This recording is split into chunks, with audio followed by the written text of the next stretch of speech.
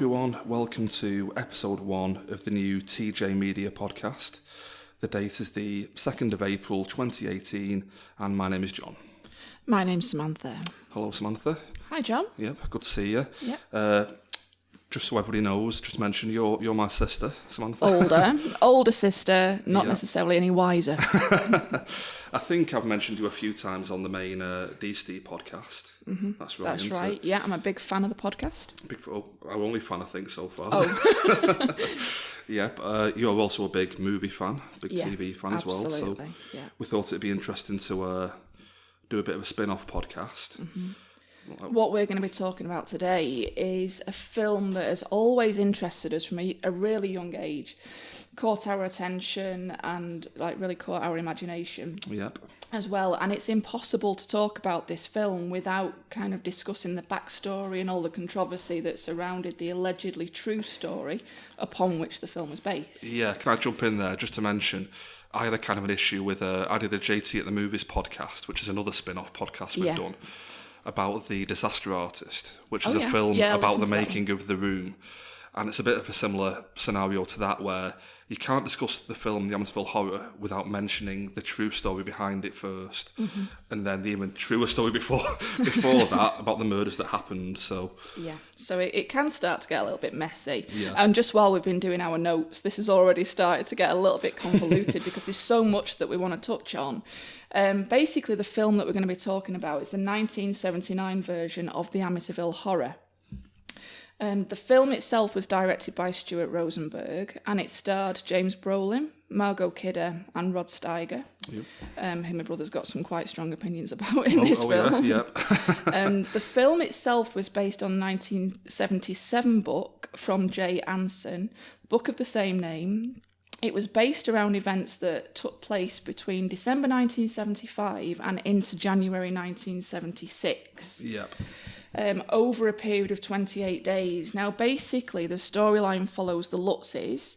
They're a young couple who purchased their supposedly dream home on 112 Ocean Avenue in Amityville, Long Island. They buy it for a knockdown price based on the fact that 6 people had been brutally murdered in the house. Yeah, a year earlier, was it? Exactly a year earlier. It's November 1974 the murders took place.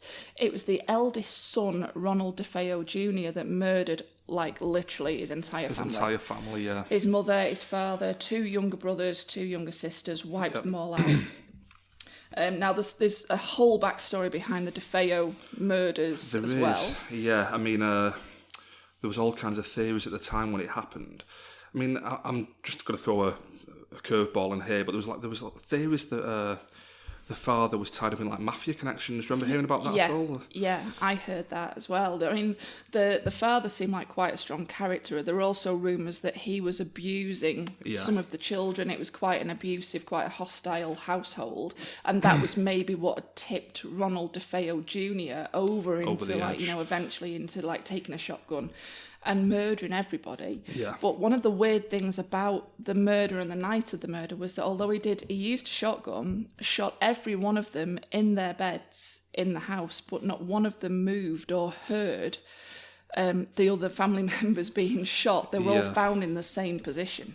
Can I jump in there as well? Like you're saying, there was no sign that the family struggled, moved. No. There was no indication afterwards they were drugged at all. They did tests for that. There was no indication of being drugged.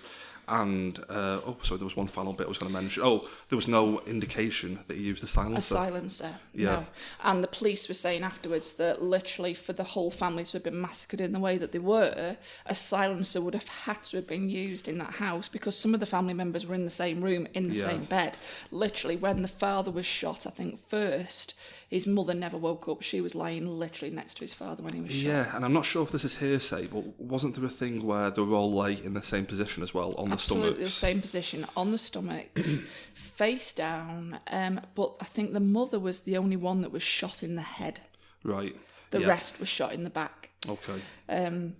So that in itself is a really fascinating story. There's so much to talk about. Just one final point on that. Even the neighbours didn't hear anything, did they? No. Nobody in the vicinity heard any of this commotion going on. Not sure of the timescales around this as well, but rumour always had it that the neighbours in the plots on both sides of one 112 Ocean Avenue always had their blinds closed at the windows that faced 112 Ocean Avenue. Yeah. Now, whether that went back as far as when the DeFeos lived there, I honestly can't remember at this stage, but I know certainly both sets of neighbours felt really uneasy about that house. I think that's mentioned in Jay Anson's book. When George Lutz turns up to view the house, he just notices that the houses on both sides have all the shutters and blinds closed, facing the 112 Ocean Avenue. Yep. Yeah. So the Amityville Horror story itself picks up 12 months after those DeFeo murders, follows the Lutzes who've moved into this dream home, and it basically covers the next 28 days. Now, during that 28 days, there are so many supernatural occurrences that were alleged to have happened to the Lutz family during the short stay in the house, that literally 28 days later they fled the house, never to return. They left most of their possessions, and it was a financial write-off for these guys. They literally returned the house to the bank, didn't they? They just gave up everything they had invested They in lost their $25,000 that they'd invested in the property, which they couldn't afford to do. George Lutz had a business of his own. They were quite heavily financed against this property. It was the last thing on earth a young couple would have wanted to do. But 28 days later, they felt like they had no option but to do that. I think from a documentary we watched, I think Kathy mentioned it, that the house was no longer habitable. That's how she put it. That's the phrase that they've used. I mean, we've watched a lot of interviews with the Lutzes and people who were involved in this whole case. And actually, there are only the Lutzes that come across as trying to unsensationalise the whole thing. Yeah, I mean, I'd go a step further. I think in the documentaries and the stuff we've read, the Lutz family are the only ones who come across as having like the head screwed on.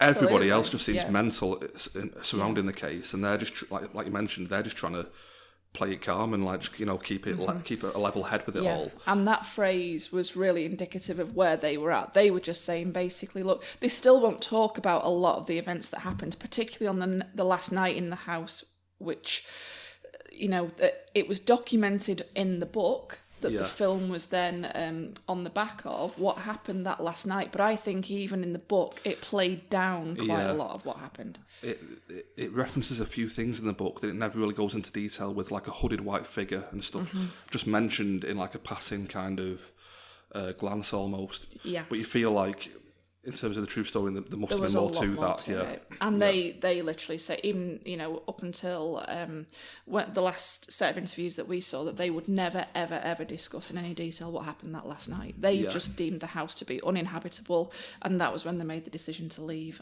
all the possessions in it. Yeah. So I think regardless of what your feelings are about the Amityville story, there's plenty to talk about. Yeah. Personally, I've always found the Amityville story to be absolutely fascinating, and it's one of the most genuinely scary horror stories that I've ever heard, ever read, ever watched a film about. And the film itself, I've never seen a film since that's ever come close to kind of recreating that same eerie, creepy feel that this film manages to create. Well, I'll just mention off the back of that. In my opinion, films from the 1970s, they have this kind of bleak, gritty, realistic tone to them. Yeah, I agree. That once the 70s finished, films just stopped having that that kind of feel to them. Like there's The Omen. All of William Friedkin's films, like Sorcerer and The Exorcist, they all have this really documentary kind of real feel to them. They're not showy, you know what I mean? They're not The Godfather, stuff like that. They're not overblown. They're just storytelling, but they keep things real. And with a horror film, it lends a certain kind of... It lends itself really well to that kind of atmosphere, doesn't it? Yeah, definitely, yeah.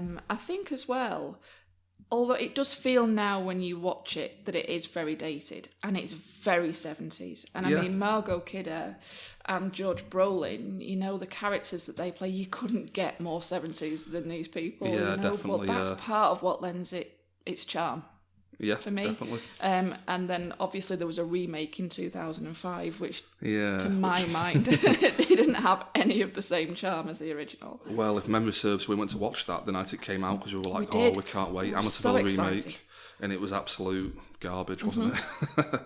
Yeah, so... it was dross. I mean, you mentioned there, like, we've got a bit of a background with the story in general. Yeah.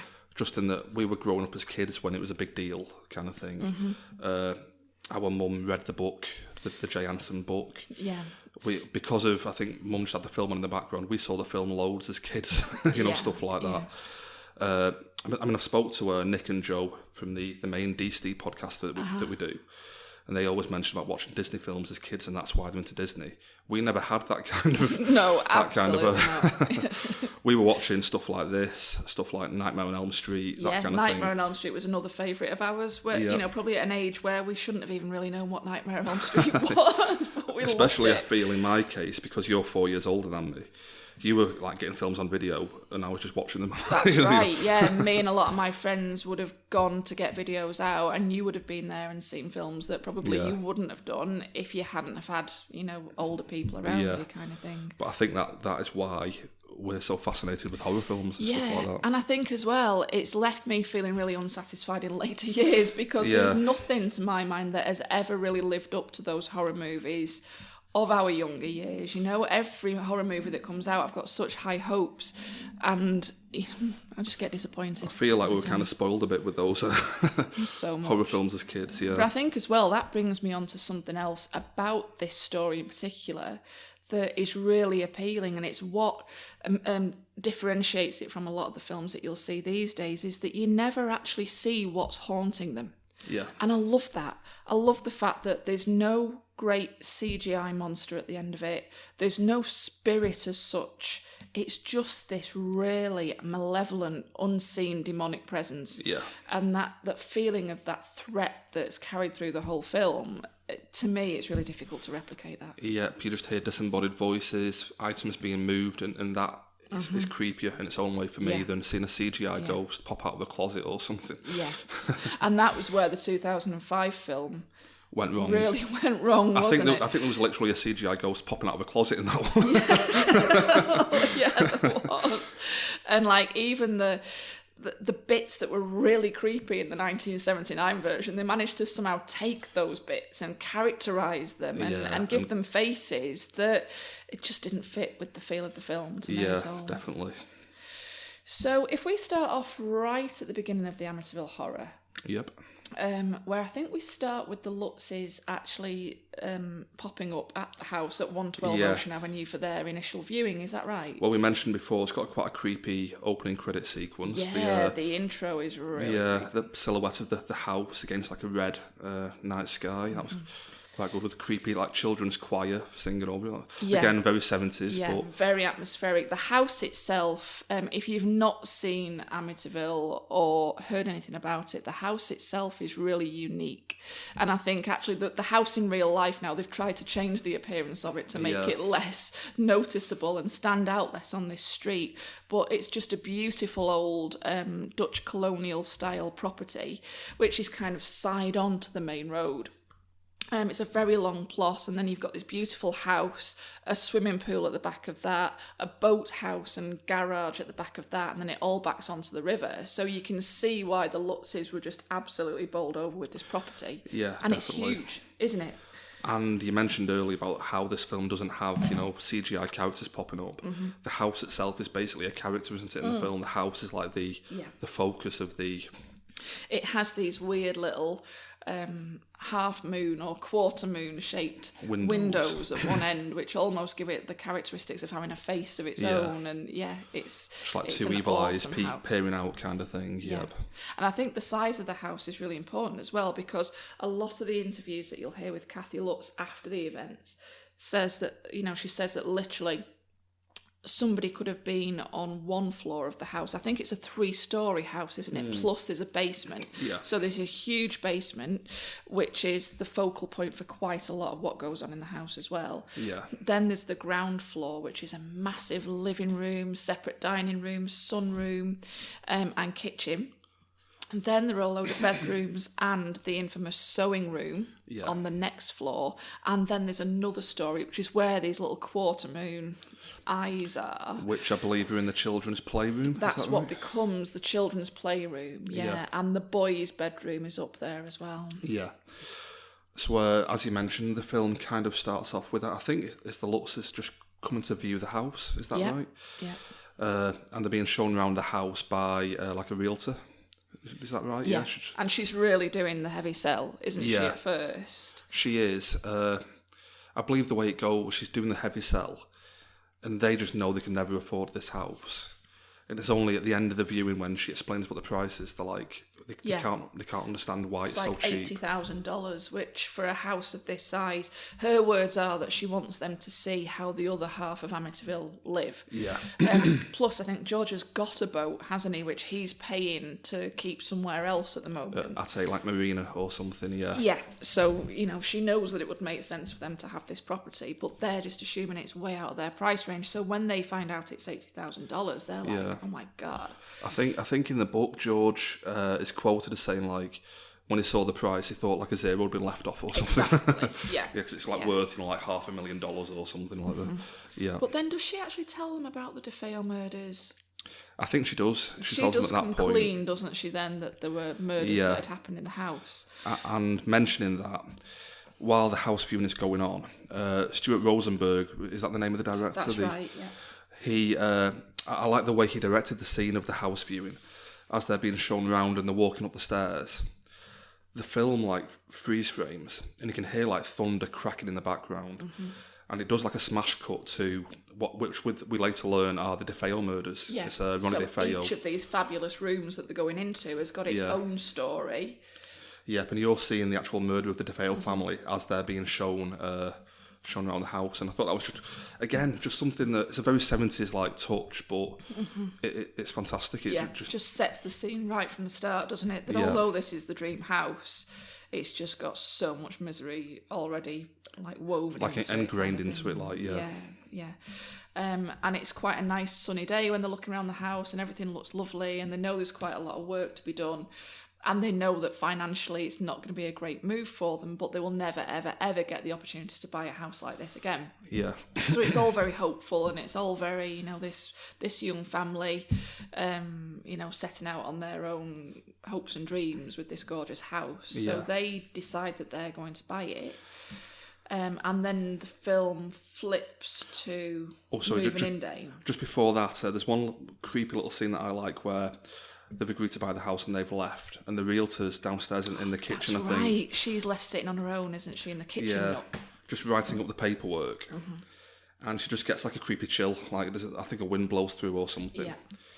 And again, she just doesn't feel comfortable there, and she leaves. It just again sets the tone for what's to come. You don't see anything. It's this beautiful sunny kitchen, lovely, lovely space, and she's just, something is not right. So she just gathers all the paperwork up and goes, doesn't she? But just off the back of that, I will mention something from the remake in 2005.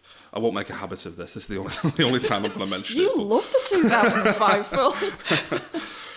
This scene in the 2005 film, as they're being shown around their dream house, the realtor is like pushing them around, saying, like, right, let's go into the sewing room.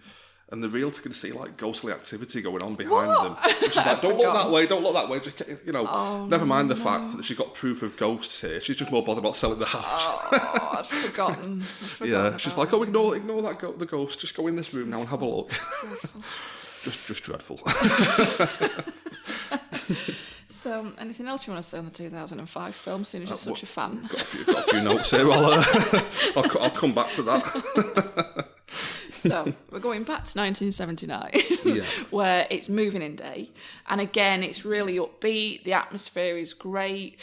George and Kathy Lutz have got 2 boys and a girl, young children. I think the Kathys actually, aren't they? They're not George's. George is their stepfather. George is an ex-Marine as well. I think we need to throw that in here as well. So he's not a guy that is going to scare easily. So we need to go into it knowing this about George Lutz. Definitely. Can I mention one thing there as well? I've only just thought of this, but that's one thing I like about the film as well. If this film, it was made now, it was remade in 2005. But if they made it nowadays, there would be a whole backstory of, the ex-husband, he's still hanging around and George is jealous of his relationship. In fact, I think that actually was a plot for the 2005 remake. Yeah, but it's not mentioned in 1979. It's not even brought up. You never meet the ex-husband. It doesn't matter. It doesn't. It's not relevant to the story whatsoever. The only thing about their relationship that is referred to whatsoever is that during the course of the film, I think they do start to call him Dad. Yeah. And that's a big thing for George, because I think this relationship is relatively new, and but it's all really optimistic and really great outlook and what have you. They all are moving in the house. They've also got this enormous dog, which is like a half-breed Malamute, I think. Yeah. Called Harry, who is like very much part of the family, and they're all having a great time on moving in day. They decide in the end to take some beers. Kathy and George get some beers, and they go out to play with the kids and the dog out at on the the back lake. of the house. Yeah, because they're literally bordering onto the river or the lake or whatever it is. So these guys are out there having a great time. In the meantime, a Catholic priest who's a very close friend of Kathy's family turns up to bless the house as he's been requested. Do you want to give his name at this point? Yeah, I'd love to give his name, but he's got so many. In real life, this guy was called Father Pecoraro. Pecoraro, yeah. Is that right? Yeah. In the book, he's referred to as Father Mancuso. Yeah. And in the film, he's referred to as Father Delaney. So he's gone from being of Italian background to Irish background by the sound of it. So I am going to refer to him as Father Delaney because that's how he's referred to in the film. But the upshot of it is he's known Kathy's family for a long time. George is not a Catholic. Kathy is a non-practicing Catholic, but obviously has retained a relationship with Father Delaney. So he's been asked to come and bless the house. He turns up at the side entrance to the house, hasn't realised that the whole family are out round the back of the house. So he lets himself in and he just starts what he thinks is a routine blessing. That he would do all the time. And he works his way through the house and everything's fine, no adverse reactions, except he starts to become, as he goes upstairs, he gets a little bit he starts nauseous. to feel like unwell. Mm-hmm. And he's starting to get his sweat a little bit and he's just dragging himself round. And he goes into the sewing room. The sewing room, where it all happens. Which I believe, just to jump ahead here, I think Lorraine Warren called it the heart of the house, did she, in that documentary? Yes, I think she did, So we'll come on to the Warrens later because we could have a whole podcast on the Warrens, really, couldn't we? But they were very heavily involved with this case, as they were with a lot of other cases that have appeared in Hollywood films recently. So Father Delaney goes into the sewing room and notices that he can see from the window of the sewing room that the family are all playing outside with the kids and the dog having a great time. So he's thrilled by all this, continues with his blessing, starts to get everything set up and just becomes overpowered by this ill feeling and he's nauseous. Well, and I think at this point he's spotted the flies on the window as well, hasn't he? He's noticed, I think he tries to open the window to shout down to the family and realises that the old-fashioned kind of sash windows are just wedged. And he can't get them open, which he thinks is very strange. And he's getting hotter and hotter. And then he notices the flies are starting to buzz around the window.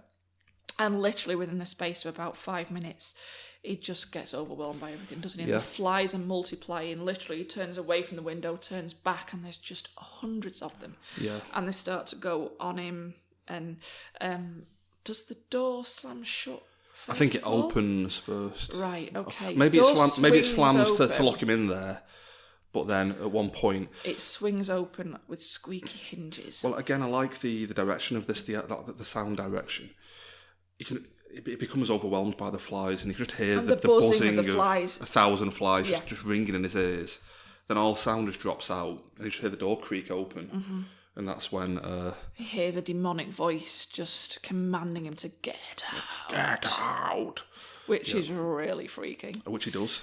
Which Rod Steiger is heading down those stairs faster than his little legs can carry him. So he's been to try and do this aborted blessing and left before the family even realise that he's there. Yeah. I think they catch him as he's getting to his car, do they? They're walking back up to the house, but he's really vomitous. I think in the book they do. I think in the film he just literally drives away and he's thrown up and stuff, And that in itself is really fascinating because that marks the start of Father Delaney's own trials and tribulations, which carry on for many, many, many weeks. But interestingly enough, in real life, or certainly in what's portrayed within the book, the Lutzes never really knew the full extent of what had happened to Father Delaney following that visit to Amityville. I'm okay to mention this here. You might mention it earlier maybe, but just the fact that the book written by Jay Anson was put together from like 45 hours of tapes recorded by the Lutz family. That's right. Yeah, we've not touched on that. But Jay Anson never actually met the Lutzes. No. And they only come to learn of, according to the book, they only come to learn of his issues when Jay Anson contacted Father Pecoraro or Mancuso from the book. Or Delaney. And I presume he got recordings from him and patched it all together afterwards, and that's only when they become aware of... And then that was when the Lutzes realised, because from that point on, really the relationship between Father Delaney and the Lutzes just breaks down. Now, every time he tries to contact the Lutzes, or they try to telephone him, literally their telephone call is intercepted by shrieks and crackles, and they never actually get to have a full conversation with him, really, by telephone. But as it transpires, I mean, the way the film portrays what happens to Father Delaney is, again, pretty overblown, and it's all very dramatic, and he ends up having this terrible time, and then he ends up being blinded, doesn't he? Rod Steiger, I mean, he's a great actor and stuff, isn't he? You know, as a well-renowned actor. But I think in this film, I think he was going through a weird period. It wasn't his finest hour. No. Like there's a scene where he becomes blinded in the church. That's right. He's trying to do a blessing for them from the church remotely, because he daren't go back to the house, and they've not been allowed by this entity to contact him. So he thinks he's going to take it upon himself to do a blessing in his church. And he has this weird episode where one of the statues cracks crumbling and falls on him, blinds him. And he's getting more into his sermon, going, the power of Christ compels you. He turns into the father from The Exorcist for a second. So it doesn't really end well for Father Delaney. Yeah. But however, there was nothing anywhere near as dramatic as that in the book, or what I'm deeming to be the actual true story. But I think it was far more sinister what really did happen to him, because he was just plagued for weeks by this awful flu that wiped him out, and he would literally be bedridden for days. He had no strength. He had blisters on his hands. Welts on his hands. That led him to wear these like white cotton gloves so that nobody else in his diocese kind of realised what he was going through. But more humiliating than anything else, there was this smell, this all-pervading smell of excrement that kind of followed him around all his chambers or wherever it was that he lived, with a load of other priests, and caused them all to evacuate for days because of this stench. According to the book, they had to like burn incense and stuff to clear the smell to try out. And clear it. But what is the relevance of that smell? Because that does often follow demonic incidents. Well, I believe it's a visit by the devil. I think that's how the book. Quite specifically, it is the devil. Well, it wasn't great for the poor priest anyway. No, but it was nowhere near as dramatic as what happened in the film. Definitely, although still really very sinister. Got a good segue there. Talking of smell of excrement, we go back to the house, and George has got diarrhea at this point. That's right. George is really poorly. George is never really right from the day that he moves into the house. He constantly is cold. He's got this fire burning all the time. Even when the temperature is showing as being in the 70s and 80s, he's still absolutely freezing. He's got terrible diarrhea. It just starts out as little things, doesn't it? That's the point, kind of thing. Yeah. We mentioned earlier how Kathy said the house became uninhabitable. I mean, my interpretation of it is it's just a lot of little things that grew and got to the point where they just couldn't put up with it anymore. And just became really sinister. And as well, I mean, we're looking back on this story now in 2018. You know, in 1975 or whenever it was, it wasn't the Amityville Horror. It was just a family that had moved into a house that didn't really know what was happening to them. And although we're referring to it all now in terms of demonic entities and visits from the devil, they didn't associate it with anything like that when it was actually happening to them. They'd had no experience of anything like this before. They just thought they were just going through a really bad run of luck, or there was something wrong with the house itself, the structure maybe, that was causing problems. And again, not to jump too far ahead, but there's one bit where it's mentioned, I think Kathy mentions the possibility of like, do you think it could even be haunted? And George is like, don't be ridiculous. Don't be daft. I don't believe in ghosts. They just discounted it. It was only really Father Delaney or Father Mancuso or Father Pecoraro that was the one that kind of really suspected from the start that this was something that was otherworldly or supernatural. They just saw it more as an inconvenience than anything else to start off with, until it started getting to the point where it was really impacting so badly on them. Yeah. So this that you're referring to, where George was really poorly, then is in the run-up to, I think it was Kathy's brother's wedding. That's right, yeah. George is best man. The family are really heavily involved in the plans for this wedding. And Kathy's younger brother turns up at their house on the morning of the wedding, and he's got $1,500, I think it is. Yeah. In his inside jacket pocket. To pay the caterer. Yeah, because money's tight for them all. You know, they're not an affluent family by any stretch of the imagination. But not only that, like, just again in terms of the times that it was, now you just do an online bank transfer, you know, you just pay the money through. Yeah, in the 70s, like, he's literally got this wad of cash that he's protecting him in his life kind of thing. Yeah. And all he's done is literally put his suit jacket down on the settee for 10 minutes while he was having a coffee or whatever, goes to pick the suit jacket back up, and lo and behold, the $1,500 is gone. Yeah. So the whole family are literally searching the house top to bottom. They never found the $1,500, to the best of my knowledge. I don't think it ever turned up even later. No, I don't think so, no. Sometimes in the house what would happen is things would go missing but then turn up in other areas at later dates, but I don't think that happened with the money. No. So George ended up having to be the one to foot the bill for the $1,500 to bail the young couple who were getting married out.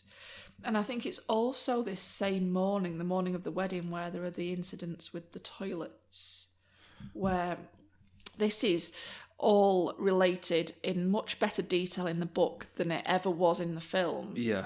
In the book, the kids shout down to the mum and ask her to come up and have a look, because the inside of all the toilet bowls are just black. Yeah. As if they've been painted black. And she's scrubbing and can't get it to come off and can't understand. And I think, again, there's an odour with it, isn't there? You know, like a weird... But there's almost, sometimes in the house, there's two competing odours. The smell of excrement will, like, you know, pervade the house, but there's also that's because of George because of George with his problems. But there's this sweet, sickly perfume smell as well that they come across quite often. So they're trying to live through this with this combination of these awful smells, and the toilets now are really causing them problems. But in the film, I think it's portrayed as like a black oil. Yeah, just like a black oil in the basin. Yeah, and it must be very difficult to portray it really how it's meant to be portrayed. Yeah. But that's something that the book does do much better than the film. Definitely. So all of this is kind of going on the same day. It's worth pointing out as well that both the book and the film are done in kind of like a diary entry format. Definitely. If you like. We mentioned this earlier, didn't we? How, like, it'll say, you know, Saturday the 23rd, or like, you know, Friday the 28th or something. And again, I feel like that was a thing of the mid to late 70s. I don't really get the point behind it. Maybe it makes a bit more sense in the Amityville Horror because you know they're there for 28 days. So, like, you know when you're getting towards the end. But, like, The Shining does it. The film of The Shining, just like, Saturday. It's like, great. Saturday. What relevance did that go? Monday. Do you know what I mean? I think it was just a style of the time. Sound like Abe Simpson now, I think. But I think as well, perhaps because you were saying earlier that Jay Anson, he was a journalist, was he? A documentary film writer, I believe. Right, okay. Yeah. So he brought that kind of documentary feel to the book. Yeah, definitely. It was very matter of fact, wasn't it? Yeah, and that then obviously carried over into the film. I've recently listened to the audiobook as well, on your recommendation actually, and that was brilliant. That kind of documentary style works very well. It's quite dry, quite factual, but with subject matter like this, it works really well. Definitely, and not to just do a segue into audiobooks, but even the guy reading it is quite good. The Amityville Horror audiobook. For the same reason. He does it very matter-of-factly. He delivers it very dryly, We've discussed about how we hate, like, audiobook readers when, like, the Hunger Games one, I think it's Suzanne Collins who does it. Yeah. And when she's, like, playing male characters like Gale, she's like, oh, I'm playing Gale now. You know, like in a really masculine voice, and that's not an issue with the Amityville audiobooks. He's almost dry to the point of being kind of monotone in some instances, but that just really works works for this book. Just relaying the facts kind of thing. That's all. That's mainly what it is, really, isn't it? Yeah, absolutely. Yeah. So to go back to this run of incidents that this family are having to live through, I mean, there's all sorts of things that happen to them, and it's really difficult for us to portray them in the same order, in the same kind of diarised fashion as you would see in the film or read in the book. But, I mean, there's an incident with Kathy's aunt where she comes to visit. Now, she's either a nun or an ex-nun. I can't remember. I think in the book, she's an ex-nun. In the film, she turns up in her nun's habit. But she reacts really violently to being in the house in the same way that Father Delaney did. Kathy continually dreams about the DeFeo murders, and she actually dreams about details that were never publicised but are later proved to be correct. So she's the one that woke up screaming she was shot in the head, and actually it turns out later that the wife was the only one who was shot in the head. But that was never ever publicised at the time. And so just going off from that, George is awoken at 3:15 every morning. That's right. And at the time no one knew that was the time of the murders, but they found out afterwards, that 3:15 was the established time that he shot his whole family. And actually the Warrens in the film of The Conjuring mention that the time around 3 a.m. in the morning is always a time that is associated with demonic happenings because of the Trinity. Yes, that's right. It's the demon mocking the Trinity, the Father, Son and Holy Ghost. Yeah. So 3 a.m. is quite a relevant time anyway, so it all ties in with that. But again, George Lutz wouldn't have necessarily known or cared at that point what significance that time held. And quite a lot of the time as well, when he's awakened early in the morning, he will hear a variety of different things going on in the house. And I love this. It's kind of, and again, I don't mean to revert back to The Shining again in the same podcast, but it's a similar kind of thing that these people are living in this property and it's kind of coming to life around them. And I love that feeling that's created, that literally George is lying in his bed and he can hear things going on in different parts of the house. Again, I've not put that together. Like we mentioned, the house is like a character. The Overlook Hotel is a character, it's the same kind of feel to it, isn't it? Yeah. So there's one incident which really, again, is portrayed so well in the book, maybe not so much in the film, but he's literally awoken one morning at 3:15 by the front door being literally ripped off its hinges. I think in the book, in the same incident, the garage door had its door ripped off the hinges as well. They do call the police with regard to this incident because it looks for all the world like an attempted break-in, but what the police can't get their head around is that it was somebody in the house breaking out. The door was broken outwards. And by this time there are also some hoof prints that are visible in the snow, and this is really relevant because this will take us on to what I think is one of the creepiest things about this whole story, definitely. Which is the daughter and the so-called invisible friend that comes imaginary to play friend, with her. But interestingly, these hoof prints that were seen in the snow, they were witnessed by the policeman that came to investigate why the front door had been blown off its hinges. Although obviously he didn't realise the relevance of them at the time, but the Lutzes did, because by this time this invisible friend had made itself known to the daughter for quite some time. The daughter, again, we've got two different names going on here, so we'll need to pick one. In the film, the daughter is Amy. In the book and in real life, she was called Missy, which was short for Melissa. So if we're sticking with the film, I think we'll stick with Amy. So Amy has announced to her family that she's got an invisible friend called Jodie. And Jodie is creepy for more than one reason, not least of which that it's a pig. Giant demonic pig. Giant demonic pig, which only a little girl could fall in love with. But can I just call back to the book again for a second? I think it's quite creepy the way it's introduced in the book, because she's asking, the daughter, Amy, is asking the mother, Kathy, Mum, do angels talk? And she just thinks, nothing of it. She's like, yeah, they probably do. Why do you ask? And the daughter says, because I've got an angel in my room. And then it leads on from there. She's like, what do you mean? Well, I think Jodie has told her that she's an angel. Jodie is an angel. And of course, the reader or the viewer is realising by this time that Jodie is probably anything but an angel. There are a couple of instances where George or Kathy hear Amy singing or talking, chatting away in her own bedroom. They go in, there's nobody else there, but one time the little child's rocking chair is rocking away in the corner, which again, very, very spooky. I find that really creepy.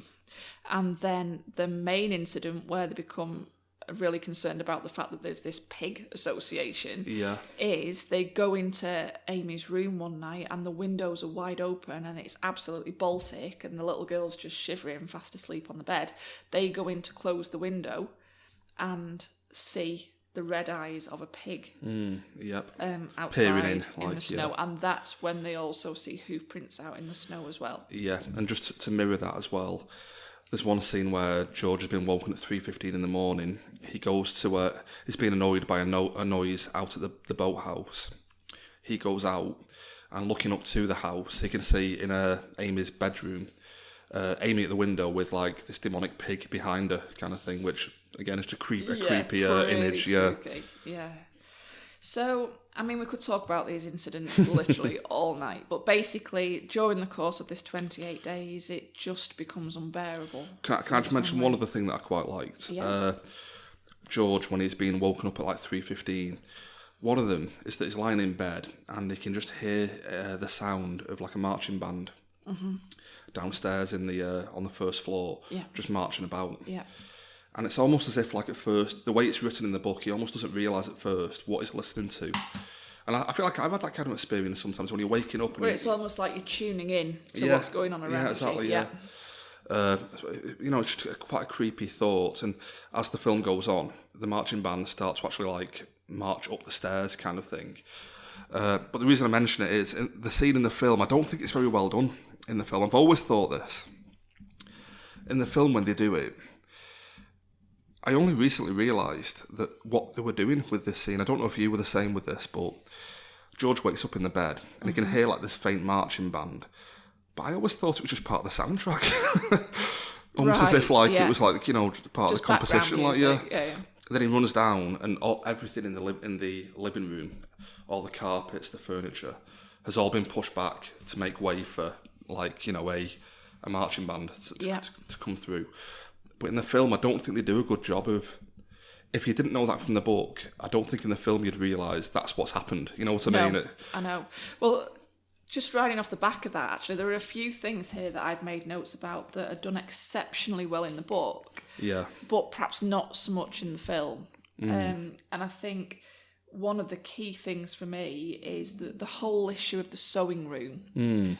It's never really conveyed that strongly in the film that this sewing room is just like, it just feels like a place of evil. But actually in the book, they all stop going in the sewing room because it just feels so awful.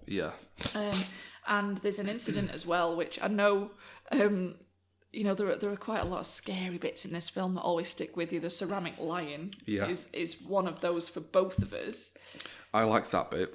In the book, it's a lion. In the film, it's a dragon. Do you remember, like a big green dragon? That's right, I always found that a bit weird, why you would change that, but sorry. But it's a very big ceramic 70s style ornament anyway, which is like the pride and joy of the Lutz family. They've had it in their living room since they moved in, but it just keeps moving around. And then it actually trips George one night. And when they look at his ankle the next day, because it's sore, there are teeth marks in his ankle where this ceramic lion has caught him and he's tripped up. So they actually take the ceramic lion and put it upstairs in the sewing room and lock it in the sewing room because they don't like going in there anyway and they know it's not going to get touched. And the next day, it's back down in the living room, you know? So I think there's a connection there between that ceramic lion and all the horrible things that happen with that and this awful sewing room that they just end up not using at all. There's also an incident where the same brother who got married, Kathy's brother Jimmy, him and his wife come to actually stay in the Amityville house, which they don't ever do in the film, but in the book they do, and they have their own set of spooky circumstances. Yeah, definitely. That feel more like a haunting than anything demonic, but they see a little boy, I think it is, isn't it, sitting at the bottom of their bed. And I think the boy's asking where Amy is. That's right. Because, do they not stay in Amy's bedroom? Oh, that's right. Yeah, they stay in the little girl's bedroom. Yeah. And a little boy turns up in the middle of the night asking where she is. Now, that's creepy on a number of levels, not least of which because actually if you watch some of the documentaries about some of the... of course, yeah, I want to just put that together. Yeah, there were a number of kind of psychic evenings that were carried out at the Amityville house, following the Lutzes just fleeing for their lives in mid-January.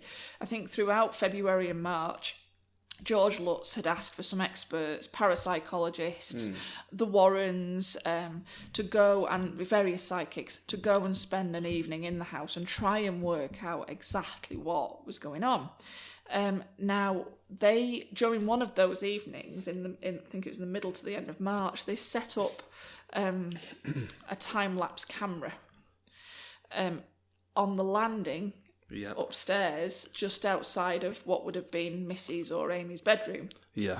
And most of the film came back without any changes whatsoever, but on one of the photographs, there is what looks like quite clearly a little boy peeping around the doorway of that bedroom. Yeah, it's the way that he's peeping around at that point when the photography goes off. Yeah.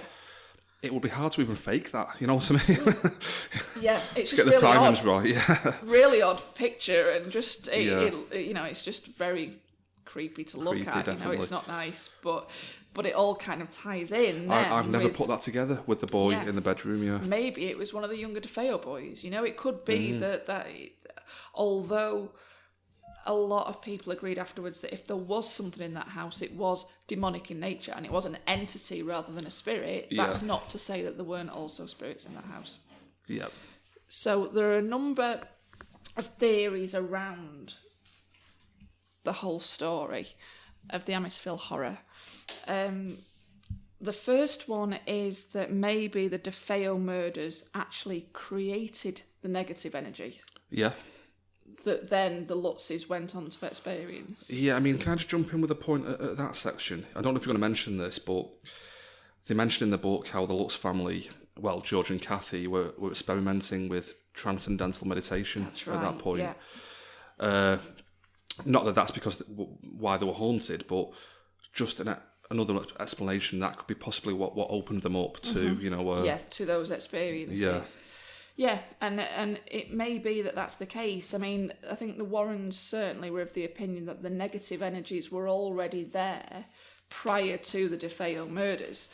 They called 112 Ocean Avenue a resting place for those demonic entities. Now, that also ties in with the fact that Ronald DeFeo, who committed those murders, claimed from day one that he was possessed by demonic entities. Yeah. Prior to any of this happening with the Lutzes and everything that kicked off then in December 1975. That was his defence, wasn't it? That was his defence, was that, gradually, over a period of time, he'd been overwhelmed by the forces that were in this house. Yeah. What also seems strange is that the DeFeo family had religious statues literally everywhere around this property. Yeah. Literally in the garden, outside the front door, all throughout the house. Yep. So that might tie in with the fact that there was a little bit of background there as well prior to even. Yeah, definitely. Yep. Just one thing as well that absolutely fascinates me that I've got to mention is that in horror films these days, quite often you'll hear references to burial grounds. That's the reasons for hauntings. Yeah, definitely. Is that properties are built on burial grounds, and particularly in some of the eastern states of America, it's quite often led back to Native Indian burial Native American, grounds. Native American Indian burial grounds, and that's what creates all of these issues. And I think that was kind of hinted at in the 2005 remake of the Amityville Horror. That's right, there was some connection with a Native American burial ground. Yeah. What it transpires, when George Lutz did his own research into this, yeah, what he found was that this area in particular, around 112 Ocean Avenue, the Native American Indians actually refused to use it as a burial ground because they believed it to be too infested with demons to be used as a sacred burial ground. Yeah. So that, I mean, to me, all kind of ties in with the fact that this piece of land or this area has been a problem way, way, way further back than Ronald DeFeo's murders. Definitely, and you mentioned, the kind of the trope of the Indian burial ground thing. Another film that uses that as a basis is Poltergeist, which we're big fans of. I mean, obviously that's fiction, but the whole similar point of that kind of thing. Oh, it was all built on a burial ground. Yeah, and originally they were told they moved the bodies, but nope, they left the bodies there. Yeah. Just moved the headstones. You moved the headstones, only but you moved didn't the headstones. So I think, I mean, basically, I would say that the book portrays a lot more detail than the film does. Would you agree definitely. with that? Yep. Is there anything about the final night you want to go into at all? Or? It's a difficult one to talk about the final night because, again, I think most of the detail I've got on the final night is what I've read. Yeah. It's not really portrayed that well in the film. Yep. I think this is one case, though, where because they're making a film, they made a few changes to it. I mentioned to you earlier, I don't like the whole angle throughout the film that George Lutz is becoming possessed by. Right, yeah, they really labour that point in the film. It feels like in the film that the point of it is that the ghosts are trying to get George Lutz to kill his family in the same manner that Ronald DeFeo did. When in the book, it's not really going for that at all. George is a focus of a lot of the activities, but there's no real indication of possession as such. Yeah. There is reference to the fact that he does start to take on the mannerisms and the physical appearance of Ronald DeFeo. Yeah. Jr., the one that committed the murders, which is quite interesting in its own right. I mean, that is weird when you look at photos of George Lutz and photos of Ronnie DeFeo Jr. They do look very similar, even though there's a 10-year age gap between them. Yeah. They do look uncannily alike, And I think it was someone, actually, there was a local bar, which is mentioned quite a lot, again, in the books. Oh, the Witch's Brew. Yep. Yeah, and it was actually a bartender that when George Lutz went in there for the first time and told him the address of where he lived, this bartender was absolutely gobsmacked because he couldn't believe the coincidence that this guy had moved into 112 Ocean Avenue looking the way that he did, because he was the absolute image of Ronald DeFeo Jr. Yeah. I'm sorry, just to go off from that, one thing you've reminded me of there by mentioning that bartender. He tells a story in the book, but the actual element of it is in the film as well, about... people could say that it's all a hoax and not true, but elements like this are clearly true. They found a hidden room in the basement. That's right, yeah. Which wasn't on any of the housing plans or the building plans or anything. And they found a hidden room that was like painted red. Yeah. And it had a weird odour. Yeah. It was like walled off behind a closet or something, wasn't it? That's right. There was some shelving that was being used as like a larder area, and Kathy Lutz wanted to move it. So when they moved the shelving, they knocked through accidentally into this small room that was not on any of the plans. Yeah. And just to go back to the 2005 remake for a second, in that version, that like small red room becomes like a massive like abattoir. Yeah. That's where John Ketchum and Killam, it's all tied in with the Salem witch trials, isn't it, in the remake and stuff? Of course it is, yeah. John Ketchum's a witch who was like killing all his victims in this massive abattoir basement that they just conveniently walled off. Yeah, which is ridiculous. Got no semblance to any of the actual original story. Yeah, and as you mentioned, throughout the remake, Ryan Reynolds has been getting messages on mirrors saying "Catch him and kill him, catch him and kill him," which is dreadful.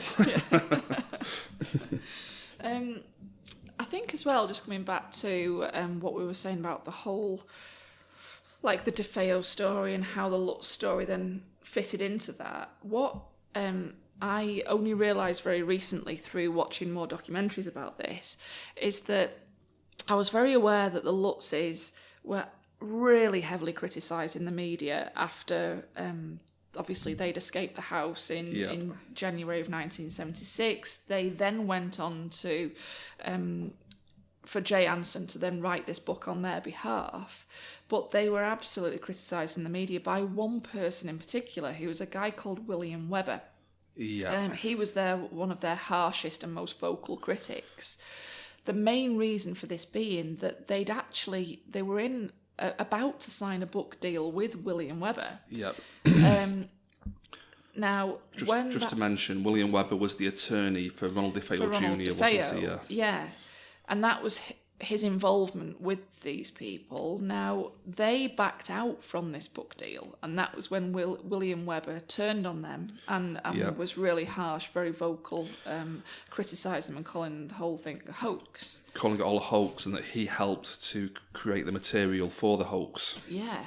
Yeah. But it transpires since that the reasons that the Lutzes backed out of the book deal with William Webber was because they found documentation that William Webber and Ronald DeFeo Jr. were actually business partners. Yeah. And Ronald DeFeo Jr. would have stood to have benefited financially had they have gone through with that book deal. Yeah. So that was why they decided to back out of that deal.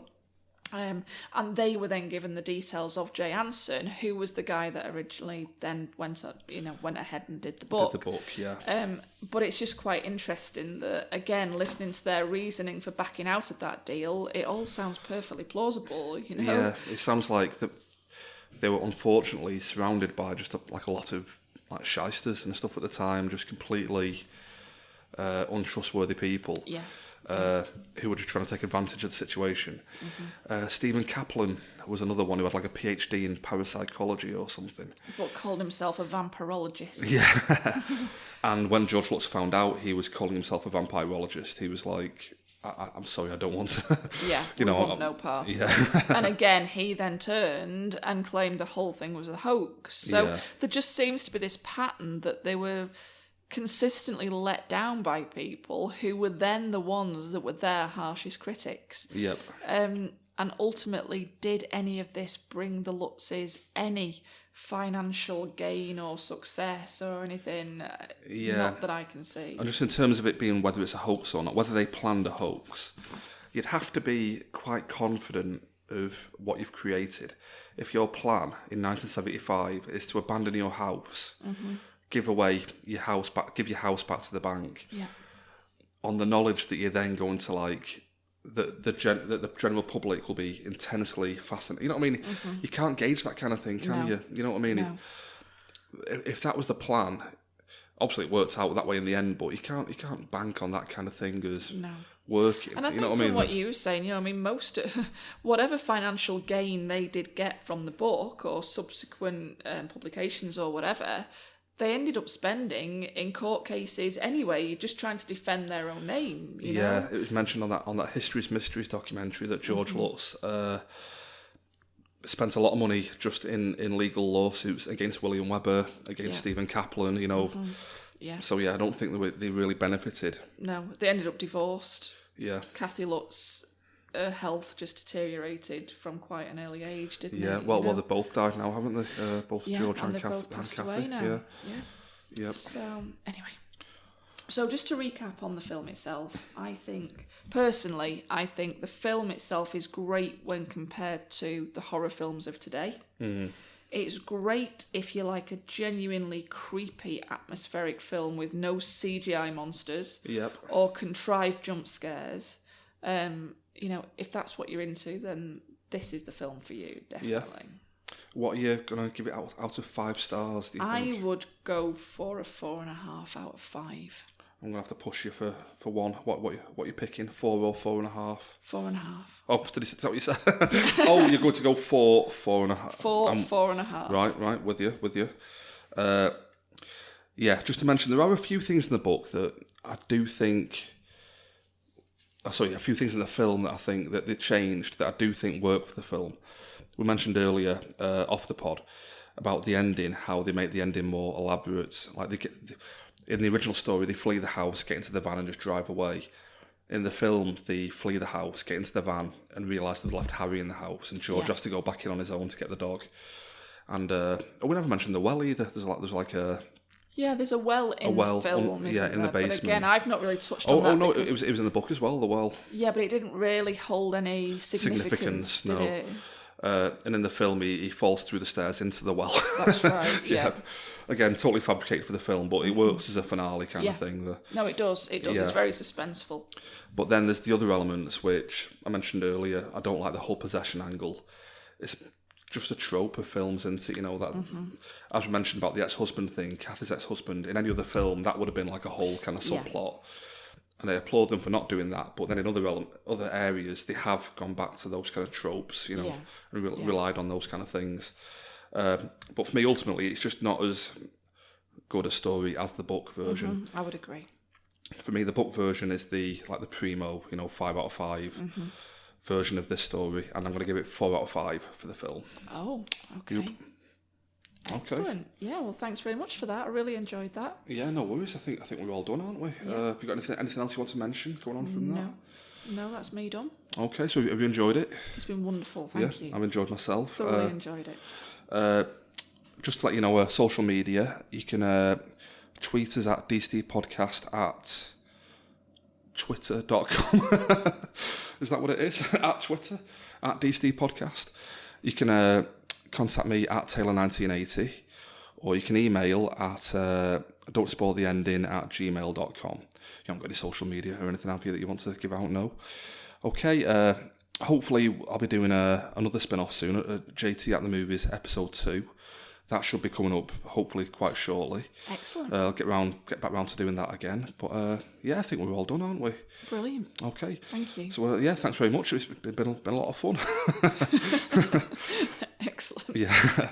Okay. Cheers, guys. We'll see you next time. See you next time. Cheers. Bye. Bye. Bye.